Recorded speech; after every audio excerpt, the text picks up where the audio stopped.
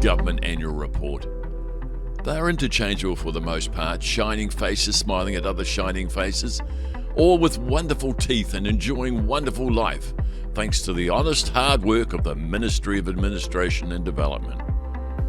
Few agencies display this better than Kainga Ora. Homes and Communities, formerly this was called Housing New Zealand. And it's in the news because someone asked Sir Bill English to look under the hood. I don't know why this is necessary.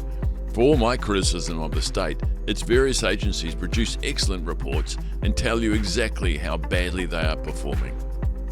Sir Bill produced his own report.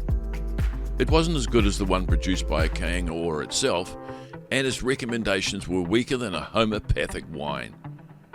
Let's look at the numbers produced by the agency. It owns 72,000 houses with 185,000 residents therein, or customers as Kainga Ora calls them. They are wrong about that. A customer, according to the dictionary, is someone who buys, although there is an informal definition to cover a cool customer. Kainga Ora's 72,000 homes are worth $45 billion. From this, they receive $526 million in rental income. That's a return of 1%. These customers are not buying anything. Sir Bill in his report shows revenue of just on $2 billion, which is true. But most of this is revenue that was the Crown income-related rent subsidy, a transfer direct from Treasury to reflect the difference between the market rent and what the tenant actually pays. On top of this, the Crown funds capital spend running at $3 billion annually. Kainga Ora spends more on repairs and maintenance than it receives in rent. On average, it gets $140 a week from each residential property. Are we to believe that 3.5% of the population are unable to cover more than a nominal contribution to the cost of the housing? Or is it more likely that there is no incentive to enforce financial discipline? It is, I'm suggesting, easier to give people free housing when the taxpayer is covering the cost than make a serious effort to access the financial capabilities of your customer. Sir Bill English did observe that the current scenario was unsustainable and needed to be addressed, and I'd have some confidence in his analysis if the situation was materially better at the end of his 9 years of government. But from what I can see of the old Housing New Zealand reports, it was a mess back in 2017. The only serious change has been the name. The problem with National is they believe the solution to a poorly run government agency is to put people like them in charge, which is likely to suggest a refreshed board and some management improvements.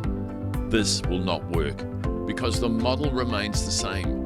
The state micromanaging the lives of those it deems unfit for managing their own affairs. Why not do something that'll have a material improvement of the lives of those 185,000 Kiwis living almost rent-free in the state accommodation? Why not sell them their houses? The nominal value of these assets is about $45 billion, but the state is losing money on this investment. So long as we recover the $15 billion in debt, the Crown will be better off in cash terms, and so will most of the current tenants.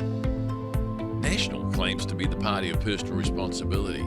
Here is an opportunity to do something consistent with that ideology. Sell the state houses. Give those 185,000 people a stake in New Zealand, beyond being a beneficiary of other people's tax dollars.